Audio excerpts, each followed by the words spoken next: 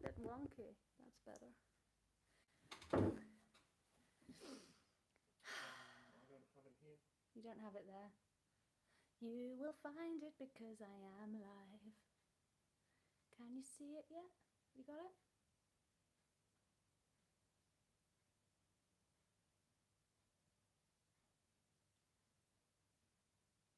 Have you found it? No.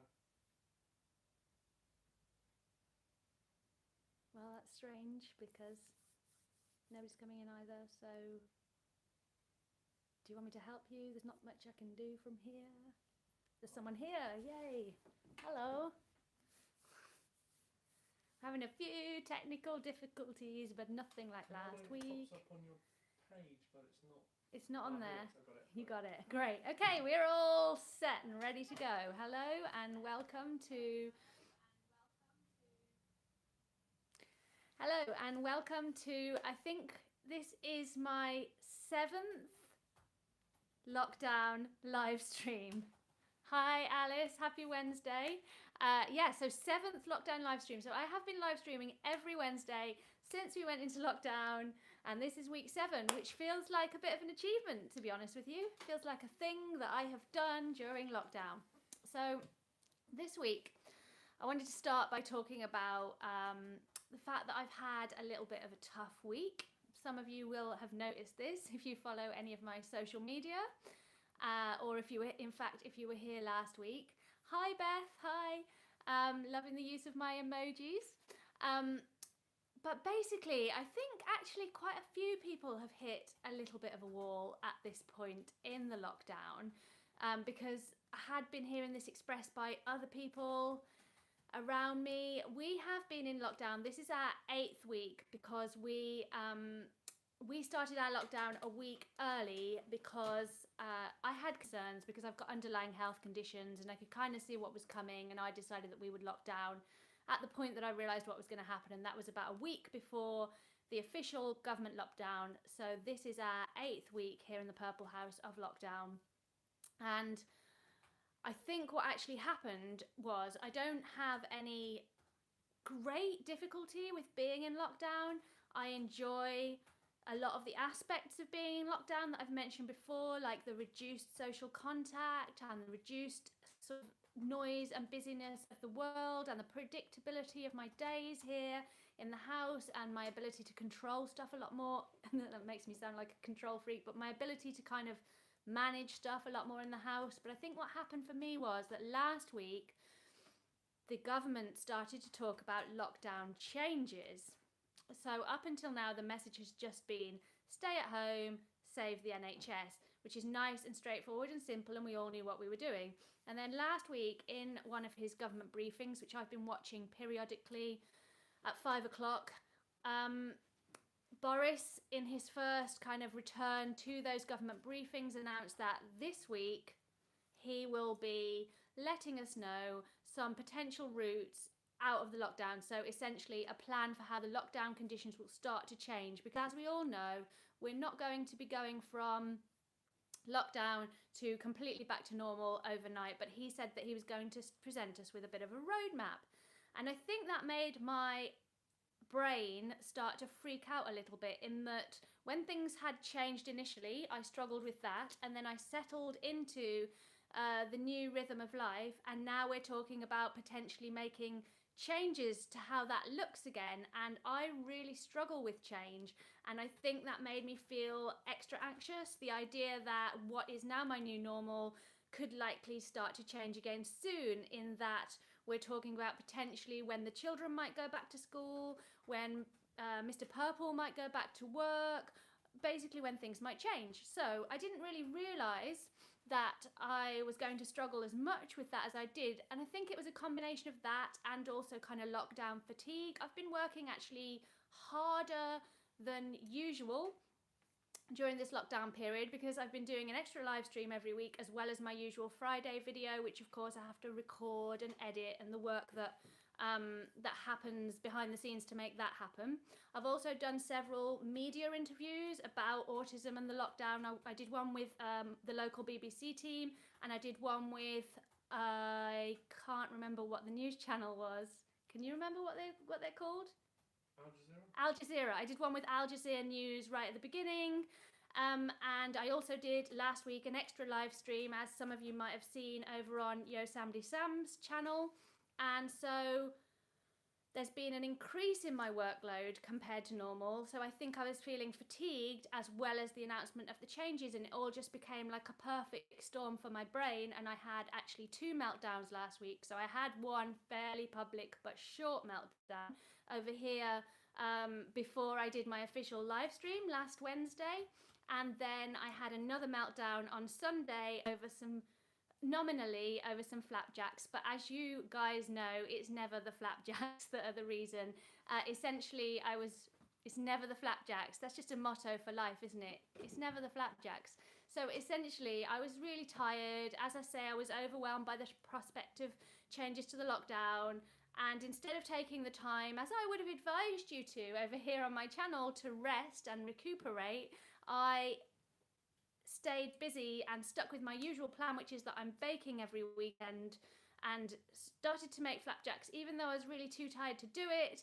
It didn't quite work because I started to make flapjacks from a recipe which is not a flapjack recipe that works. I know how to make flapjacks, but I just started to follow this recipe which was not a good recipe. It basically said to put all of the flapjacks ingredients into a blender and blend them and then cook them, and that is not how you make flapjacks. But I kind of didn't make that connection. This is wrong, until I'd blended oats to dust. Once I blended oats to dust, I ended up having quite a big meltdown, quite an upsetting meltdown, and that has been good in a way because it gave me a chance to process why I was feeling more anxious than usual, and it also gave me a chance to think the following thoughts. I'm going to share my thoughts with you. I will become more conversational soon, but I wanted to talk about this.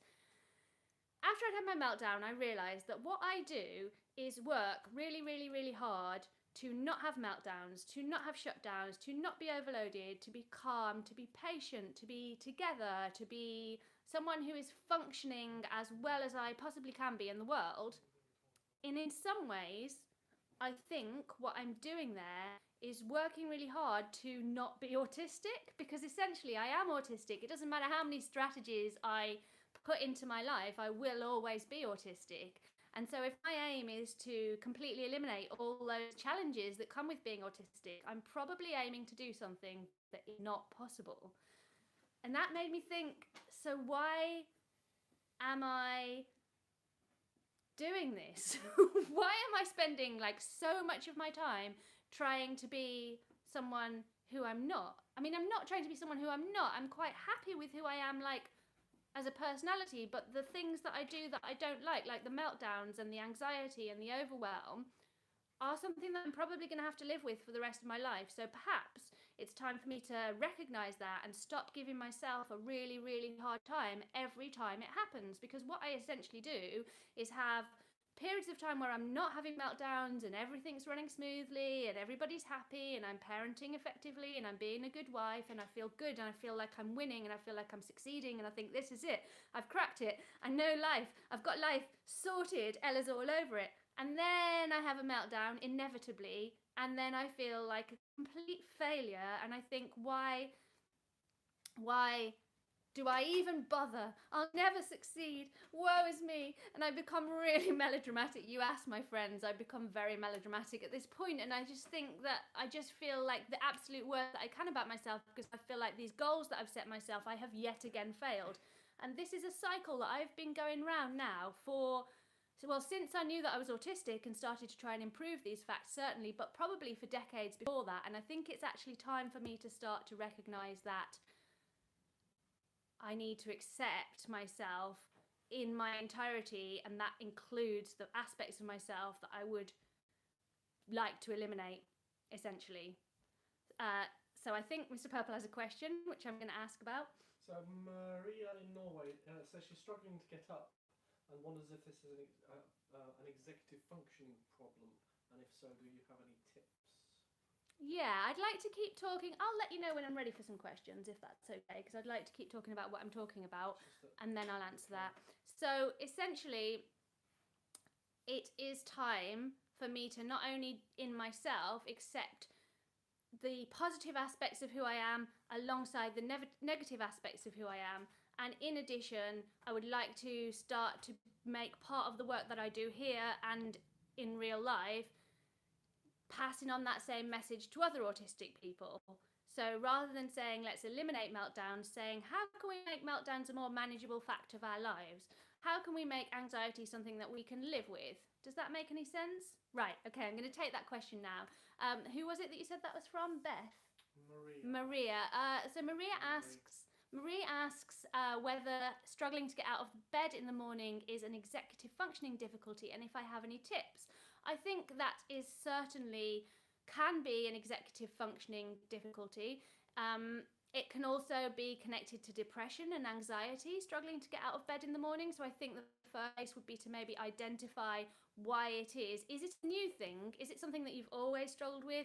Or is it a new thing? If it's a new thing, is it possible that you're experiencing some mental health difficulties like depression? Maybe you can't get out of bed or face the day. And if that's the case, then I would obviously recommend seeking some professional help. If that's not the case, I would recommend getting up, aiming to get up at the same time every day. I get up at the same time every day because if I didn't, I would stay in bed all day.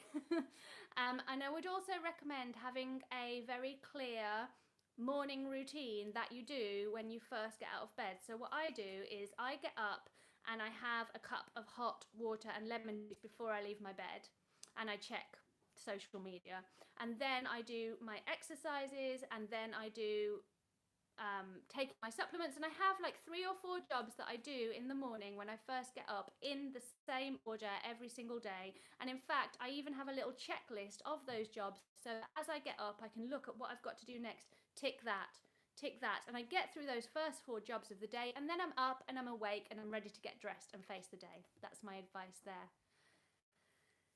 Yes. Was there anything else? Jodie asks, as somebody with autism, would you have any tips for getting along with people in lockdown, being with people you don't necessarily get along with? That's a really good question, Jodie. I think if I recall, Jodie, you are a teenager. I think you're about 15. So I guess you're probably living with my guess is you're probably living with your parents and your family, and that can be challenging. And I suppose probably there are many people in the situation right now of living with people that they struggle to live with, particularly in a situation where we basically are all stuck together all the time. And even here in the Purple House, where I think everybody here is happy to be here together, there are still moments where it gets a little bit too much to be around the same person all the time. I think it comes down to making sure that you've got a space where you can just be on your own, taking the time that you need to decompress. So whether that's your bedroom, whether that's a corner of the garden on sunny days, whether that's a cupboard under the stairs. For some people it might just be a little cozy cupboard that they can find somewhere and put a duvet in and make it cozy where they can escape. So I think first of all making sure that you get some alone time so that you can decompress and cope with being around people all the time. And then secondly, I would also recommend trying to have some fun. I think anyone under the right set of circumstances can annoy a person, even if you really like them. So it's a combination of having fun together, creating opportunities to do things together that you will enjoy, and also trying to let the small things go. So sometimes Mr. Purple will say things or do things that aren't exactly as I would like to be, and I'm sure the same is true for him with me. And what I'm trying to do during this period of time, and in general, hopefully it will actually help with our regular life, is think before I react and say, oh, why did you say that? Which I can be known to do because I'm basically a 41-year-old in a teenage body. I will think, is this really worth having an argument about? Is this really worth causing stress in this environment? And most of the time, 99% of the time, it really, really isn't. And if it is, then I would choose a time to talk to him about that when I'm feeling calm and able to have a calm conversation. And if it isn't, I would just let it slide. So it's like, pick your battles, make sure you can get enough alone time and have fun together. I hope that's helpful, Jodie, and anyone else that might be struggling with that. Gary what's your opinion on, are autistic people more single-minded than neurotypicals? Gary asks, are autistic than neurotypicals? I don't think that I think there would have to be kind of proper study to establish that. I love a study. I don't really say anything as fact unless I've found a study which proves it. I am quite single-minded. I think people, I don't know whether autistic people, I don't like to generalize because I think autistic people are all different from each other. So there will be autistic people who are really single-minded, just as there will be neurotypical people who are single-minded, but there will also be neurotypical people who aren't and autistic people who aren't. I don't think you can really generalize in that way. Right, so moving on, I have got the usual fun things to do. Let's start with isolation creations or book, TV, etc. recommendations. What would you like? Isolation creations or book of the week? So, yeah, hopefully, while I wait for you to respond to that, going back to my original point, hopefully what I'm going to take from my experience of the last week is kind of feeling like my new message for myself and for my community is that we will always be autistic. We don't need to be fixed. We just need to learn to accept the negatives and the positives. I think that's a strong vote, wouldn't you say, for the isolation creation sharing. Okay, excellent. So first up, I have got I've got some good ones as always. I have got a painting that has been done by Kaylee. She asks if I've been doing any painting. I haven't. I kind of tend to draw either digitally or with pencil, but she has done this beautiful painting of a girl or a boy or a gender non-conforming person. Sorry, trying to be a bit too politically correct there, aren't I? Looking over a poppy field, I think it is. I think that's really lovely. So thanks for that, Kaylee. We also have from Kim. Kim is one of my followers who's actually sent her art to me in the past via post for Wonder Girl, which she has displayed in her room. She's a lovely artist. I love her work. And she has sent me this picture. She's trying out some new stuff. She normally does kind of woodland creatures and fairies and things like that, but she's trying out some new stuff. And she sent me this, which I think is really cool. I think you'll agree. It's really cool. And actually, I said to her on Twitter, that's really cool. And she said, oh, my mum said that not everybody will like my art, but I don't think that means she shouldn't share it. Like, it's not that, like her mum had said, your art's really weird. It's not going to be everyone's cup of tea. I think we can firmly here on the Purple Channel disagree with that and say that Kim's work is fantastic. Next up, and yes, thank you, Katie, for that reminder. Do give the stream a thumbs up. I'd like that. Next up, I have some work from a girl who has a very special place in my heart. Her name is Amy, and she is a friend of mine in real life. She is one of the autistic teens who I have hopefully supported. In fact, I am Amy's autistic fairy godmother is my official title, and she has shared something with me this week. Amy does some fantastic art, and she has shared these pictures of a flower and an eye, and I really love those. I think you'll agree, Amy is only 13. I think you'll agree that she's extremely talented and should definitely carry on with her artwork. So thanks for that, Amy. I've got two more. Next up, Joanna sent these in at the last minute, and they are vegan chocolate cupcakes. I'm not sure about the sending of food. It's a little bit difficult because it makes me hungry. Oh gosh, what's happening here? It makes me hungry. Oh, Ella's having technical difficulties again. Maybe she's not going to make this stream more interesting. So this is some vegan chocolate cupcakes which have been sent to me from Joanna, which, I mean, if you're not hungry now, I know I am. And then finally, we go to Mark. Now, those of you who are regulars on the stream, which I think most of you are, which is lovely. I'm loving the regular community here each week. Mark makes food which does not look like the food that he was trying to create. So he always sends me the food that he was trying to make and the food that he actually made picture.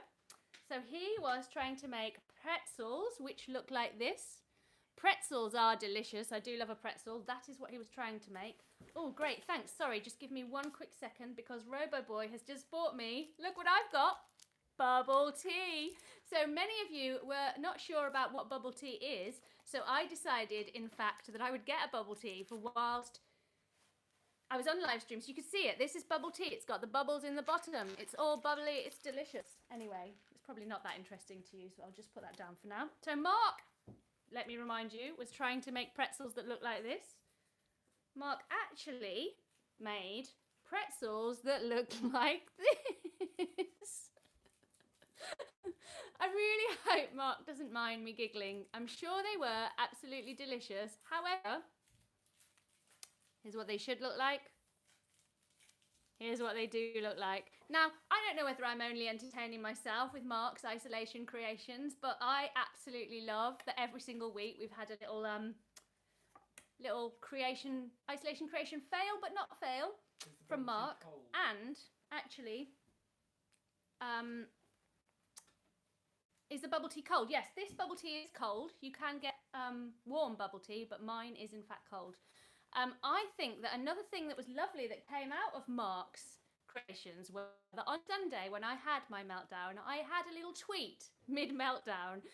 And what was lovely was that so many people on Twitter came to reassure me when I had this public tweet meltdown moment. And what Mark said to me was that I, in some ways, am like his baking things in that I might not look exactly like the perfect picture, but I taste just as good. Like that you don't necessarily have to be perfect for there to be something good. So thanks for that, Mark, and thanks for keeping us all entertained for the last 7 weeks with your fantastic attempts at isolation baking. Oh, so book, film, etc., or Lego model. I will give you a minute while I get into my bubble tea. Is this weird public bubble tea drinking? Just gonna get my straw out and purple straw. Yeah, 7 weeks, Katie. This is week 7 of my isolation live streams. And I'd say I started doing live streams like a couple of weeks before. Yes, I do always, super chats are always welcome. Feel free to give me one. What was I going to say? I started live streaming. I'd done like 2 live streams before the lockdown happened. I'd only just gotten into it. And I feel like this has given me time to really practice and get much better at live streaming. So this is lychee with green tea and lychee popping bubbles. I'm going to have to put it on the floor to pop it, so just give me a second, because otherwise I'll have tea everywhere. You don't want to see me try and do that on my lap, do you? So it's lychee bubble tea with green tea and popping bubbles. Oh my god, that is my happy place. I'm so sorry. Now I'm understanding why people on TV don't eat or drink things. That is the thing. That is the thing that makes Ella happy. Absolutely delicious. Is it sparkling? It's not sparkling. It's green tea, cold green tea, lychee, like puree or powder or whatever they make it with. I got it on Deliveroo from there are now 2 bubble tea companies in Bristol that are delivering. So happy days. Right, I think the vote there was for the Lego model. So this week's Lego model is sorry, I'm so in bubble tea land that I've forgotten all my words. It's delicious. So this is the night bus from Harry Potter, and it is purple, and it is brilliant. So if you have a look, there's Harry inside, just sitting just there. I think there's even there's the shrunken head in the front for those of you that are Harry Potter fans, and on the back, the night bus driver. It is purple. It is the night bus. It is brilliant. I absolutely love it. I got this. I think I got it for my birthday last year from Mr. Purple, or it might have been like a Mother's Day or Valentine. I don't know, but it's. I think it was Valentine's Day, like a year ago, maybe. You don't care when I got it. I just have it. And it's lovely. And yes, thank you, Catherine, for reminding me, just before I move on to the next thing, the first Purple People video came out on Monday, which was great. So I'm really happy with how that's going. It's a great video. I mean, I watched it myself. the bubble tea has made me a bit gizzy, frankly. The first video came out on Monday. The Purple People Club is growing every week. When I set up the Purple People, I honestly was like, oh my God. Oh, thanks, Roseberry. What Harry Potter house are you all? I am a Hufflepuff. I tested Hufflepuff. Superkid is Slytherin, which is probably about right, to be honest. Bless her. Wonder Girl is also your Hufflepuff, right? Didn't you? Are you Gryffindor? Slytherin. You came out of Slytherin too.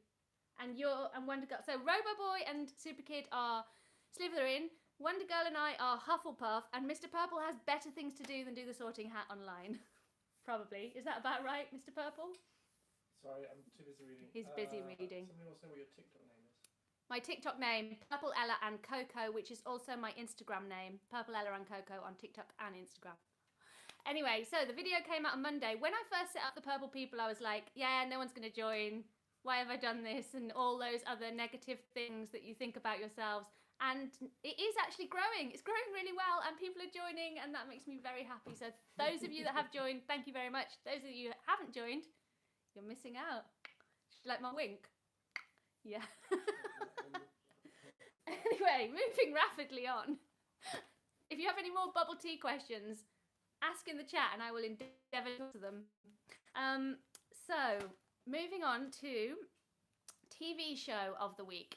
TV show of the week is one that I've only just started watching, but I already love it. We've watched 3 episodes and I already love it, but that's because I love the person who created this show. It is on Now TV, which is a streaming site that I haven't mentioned a huge amount in my recommendations, so I thought I'd switch it up for those of you that have Now TV.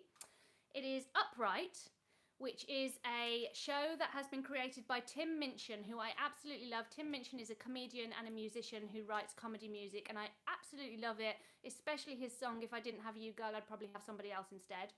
And he has written a show called Upright, which he has written, directed, and performing in, and it's kind of funny, but it's also kind of sad, and it's lovely, and I absolutely love it, so I'd really recommend. I'm only 3 episodes in, and I'm already loving it, so I'd recommend that.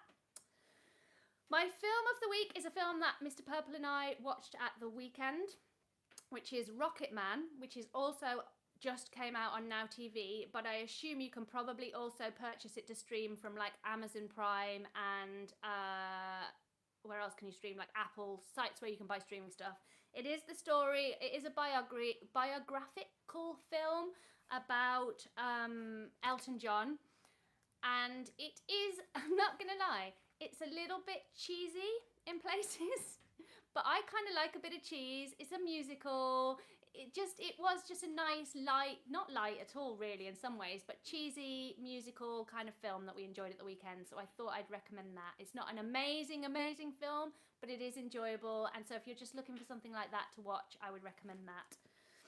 And then my book of the week is The Woman Who Went to Bed for a Year by Sue Townsend. I read this book a couple of years ago. It's about a lady, a middle-aged lady, who one day decides that she is not going to leave her bed again for a year. And she doesn't. And she goes to the point where she doesn't even go out of her bed to go to the bathroom or to get food. And she kind of sits there and doesn't eat, waiting for someone to bring her food. She really doesn't get out of her bed for a year, and it's all about why she makes that decision, the kind of mental process that she goes through having made that decision, and what ends up happening to her. And it's a really interesting book. It's quite an old book. I don't think it's a particularly new release, but I really enjoyed it. So that's The Woman Who Went to Bed for a Year by Sue Townsend. Film of the week is Rocket Man. I watched it on Now TV. And TV show is Upright with Tim Minchin, also on Now TV. So those are my recommendations for you this week, and this is the end of my bit where I pretend to be a Blue Peter presenter. Thank you very much for indulging my need to be a television presenter. I mean, let's face it, no one sits and talks to a camera for a living unless they secretly want to be a Blue Peter presenter, do they? Do they? Okay, have we had any questions whilst I've been rambling? Yes. Ian would like to know more about masking. He doesn't see it in women. Obviously, they're good at it. I'd like to know about masking. Okay, so masking is what people do, and it's not just what I think commonly we talk about masking in relation to autistic women, but I don't think it's just a female thing. I think all autistic people sometimes mask. So masking is when an autistic person hides aspects of themselves that may look more autistic in order to present as a neurotypical person and fit in. Masking is often a subconscious process that comes from having been a young autistic child, realizing that the ways that you behave and the ways that you present aren't necessarily helping you to fit in, and then developing a mask which does help you to fit in. The point of masking is that if someone is really good at masking, you won't see that they're masking. It will look authentic, and it will look like that person is not autistic. Autistic people that mask to lesser and greater success. I personally mask in the middle ground. Like, I never did fit in no matter what I tried, so I'm guessing my mask wasn't that effective. But at the same time, people don't automatically think that I'm autistic the minute that they meet me. So that is masking in a nutshell. I have actually made a whole video about masking. So if you go over to my channel and in the search bar of my channel, search masking, you will find a video, a 15-minute video in which I only talk about masking, if that is helpful for you. I'm just going back to the bed one. Beth says that she goes through her whole day before she gets up, but finds it exhausting. Any tips on how to stop doing that? By which I assume she means she's kind of thinking about everything that's going to happen in the day. Yes, I think that goes back to what I was talking about at the beginning, and I think actually Katie mentioned in the chat, and I think that's something that I could have said but didn't say, not everybody is a morning person. So if you aren't a morning person and you are working in a way which means that you can set up your day to start later, that is also a valid choice. Anything that I say is like, here's my advice, that doesn't mean it's the only way to do things, and far be it from me to pretend to be an expert in keeping life together. I'm just on the spot answering your questions. So that goes back to what I was saying about having a morning routine, because I would get up in the morning and do exactly the same thing. Whereas now, because when I get up in the morning, the first thing I do is check my YouTube channel, check out what comments you guys have made, how my videos are doing. Then I check Facebook, then I check Twitter, then I check the news, then I get up, blah, blah, blah, blah, blah, blah. And that does not give me time to ruminate on what I'm doing with my day. So I think it's not as easy as just don't think about it, but I think it does take some like mental discipline to start to move away from unhelpful thought patterns, in that the ability to kind of go, I don't want to think about this, so I'm going to choose to think about something else, which is a skill that can be practiced and also can be like cemented through the practice of mindfulness. Is there anything else, or should I ramble on? Ramble on. So yeah, so I think it's been a really interesting week. Do you guys find that when you have a really difficult week, you learn something from it every time? Like when I'm going through it, when I'm going through the meltdowns, it's really horrendous and I really wish that I wasn't me and that I wasn't dealing with it. And then in the days following those situations, I get a chance to like process what's happened to me and why I felt those ways. And I might watch videos from other autistic people, or I might ask on Twitter or discuss with people what's happened. And then I always kind of grow a little bit, and that sounds a bit naff or cheesy or whatever, but I always kind of learn from that. Not that I'm going to be a different person or that it's going to change me, but just having a different perspective can be really helpful. I think a couple of you there are asking me how Roz is doing, so I'll fill you in. I was actually going to try and do some kind of lockdown collaboration with Roz at some point. We are in discussions. I actually had a session, an art session yesterday with Roz. We have kind of weekly or fortnightly sessions in which we get together on Zoom with another friend of ours and do art. So I have caught up with Roz yesterday, and she is doing really, really brilliantly. She was alone for quite a long time, and now her sister and her sister's partner are living with Roz, so she has company and she is doing really well, just like me, just like probably the rest of us, you know, ups and downs, days where she feels sad, days where she feels like she's got this, but she's certainly coping really well, and it's been really nice to be in touch with her. We are still in discussion about making a podcast. We have come up with a name for our podcast. I think it's going to be called Keeping It Together with Ella and Roz. And she's bought a microphone and looked into software, but it's a very slow process because she's really busy with her course at the moment. So eventually there'll be a podcast, and hopefully there'll be a video with Roz in the next month or so. Yep. Catherine raises a good point. She says she sometimes feels guilty about things when they aren't her fault, i.e. Feeling that meltdowns are upsetting to the witness. How do you deal with those feelings? Feeling guilty and feeling guilty about the impact of meltdowns on other people is something that I am extremely, extremely familiar with. In fact, if my meltdowns were entirely alone and not impacting on other people, I'm not sure that the guilt would be a thing. Can I just give me 1 second? Can you guys just be a little bit quiet, please? Thank you. You just use her name. So where was I? Yeah, feeling guilty about meltdowns is a big part of why meltdowns are difficult, especially for me because my meltdowns are something which impact on my husband and my children, which is such a huge part of why I feel incredibly terrible about them. I think that what has been said to me that's most helpful, I haven't got this one in the bag. I do feel guilty. On Sunday after I'd had my meltdown, I felt incredibly guilty and incredibly terrible, and like I was just failing at everything. And I spoke to some people about that since, and they basically sort of said to me that you have to think about it like this. The meltdowns are a very, very small part of who you are as a whole person, and what you have to offer as a person is so much more than those meltdowns, and nobody is perfect, and those faults that you have are faults just like everybody else has faults. So the best way to go about compassion for yourself is to think about how you would support a friend who has come into you with that same situation. So imagine yourself as a friend who's come to sit with you and talk to you about how they feel about their meltdowns and the impact of those meltdowns on other people, and have compassion and advice for yourself in the same way that you would have for a friend, because I think we're all so much harder on ourselves than we would be on our friends. So sometimes putting ourselves in that position.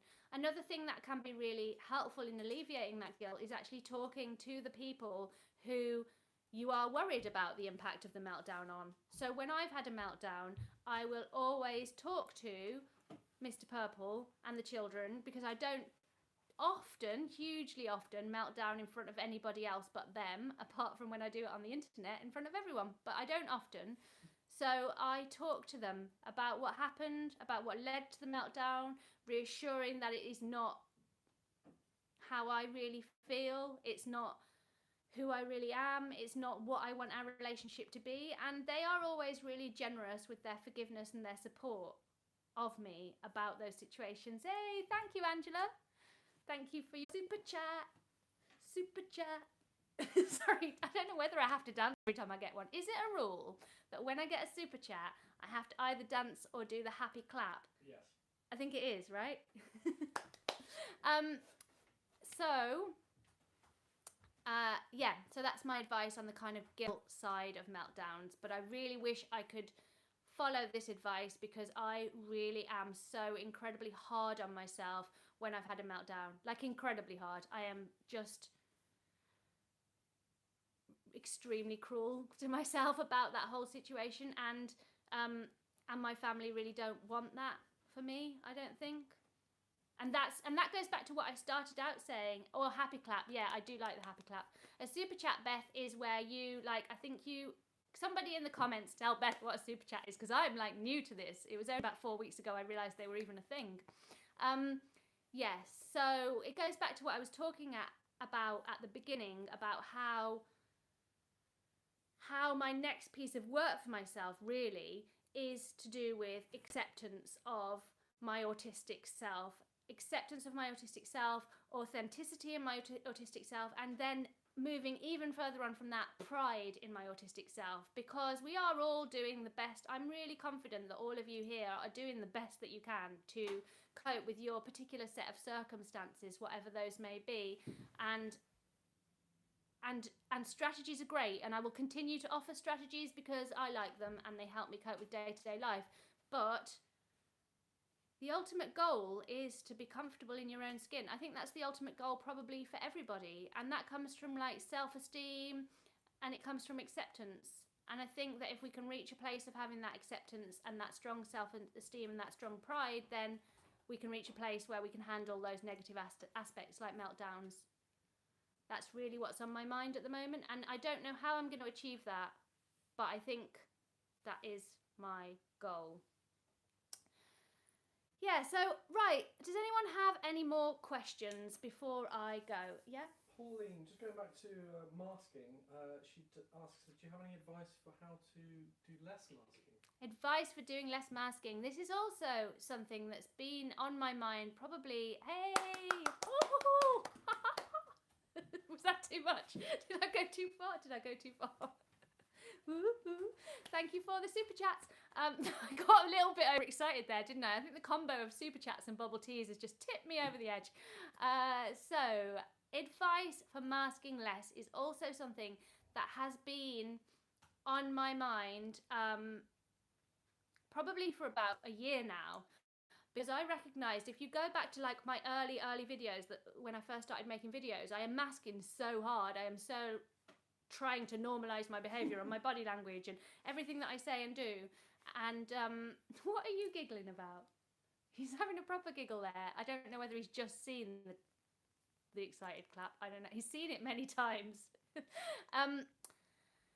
Advice on masking less is to start small. It is, in my experience, one of the things that's really hard about unmasking is knowing where the mask ends and where you begin, because masking isn't something that you will have done one day. Oh, here's the mask that I'm going to have. It is something that gets built up gradually over time in tiny little pieces. It's like, in a way, you could think of it as like a paper mache mask, in that you put new pieces on new pieces on new pieces on until you have this persona that you use to fit in. And so taking that away is something that is going to take time.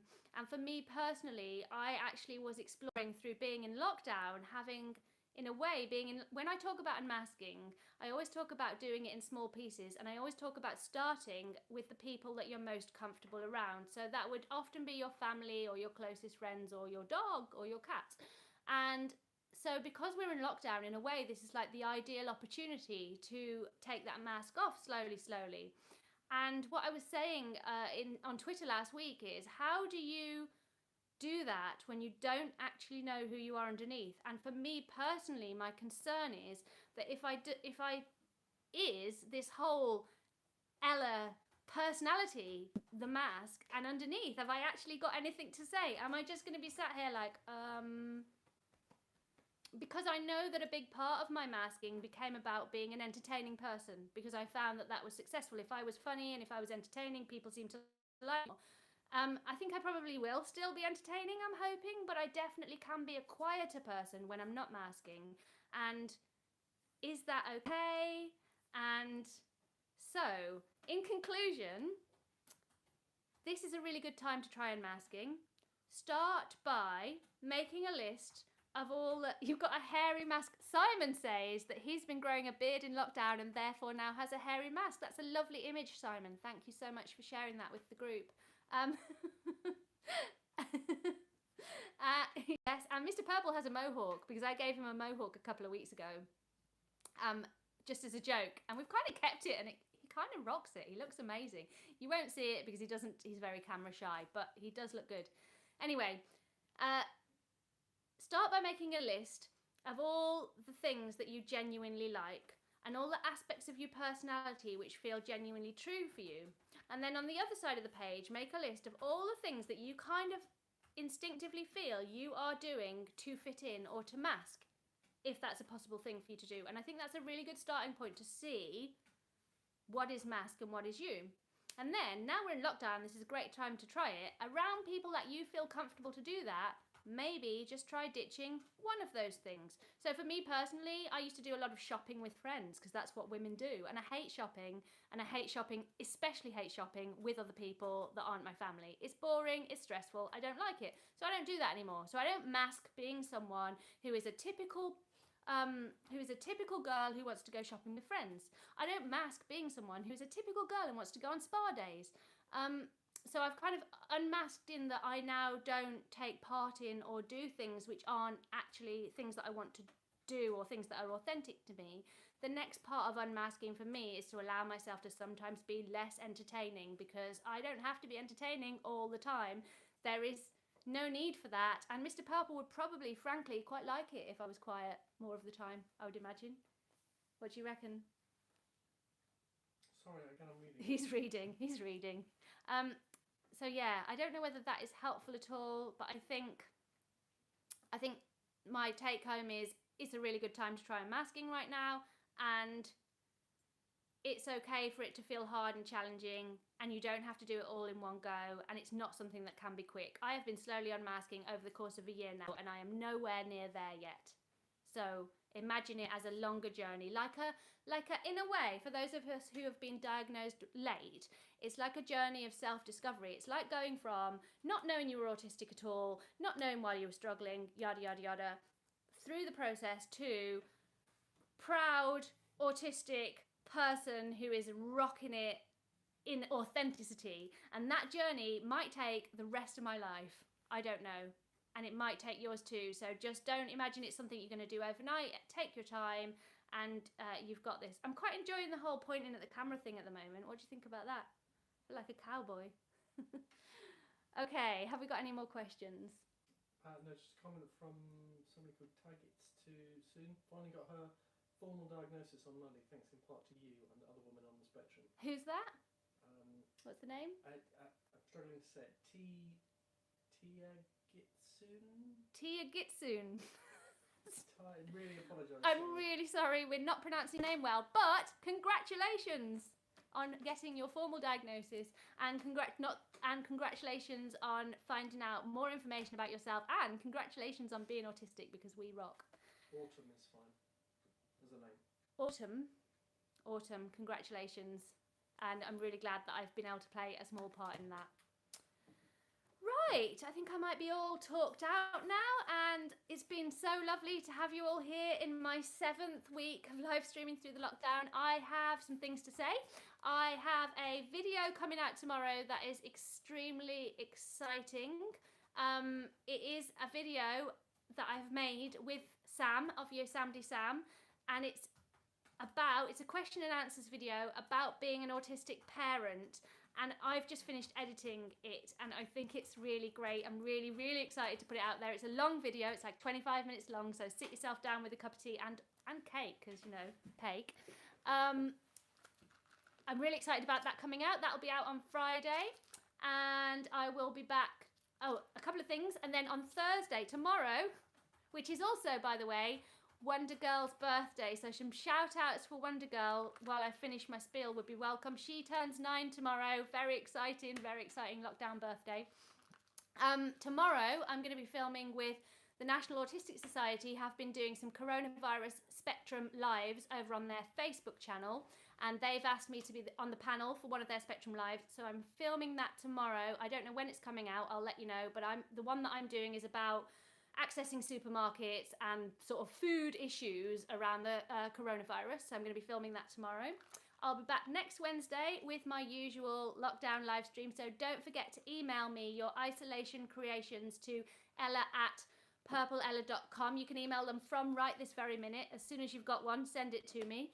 And don't forget to have a look at the Purple People and consider joining, because that's really awesome. Thank you so much for your super chats today. I really appreciate that too. It's really great to feel like I'm actually making some progress with building a business over here. So thank you for your support. And I will be back next week in person to talk to you. Have a great evening. Have a great rest of the week. Take care of yourselves. Goodbye.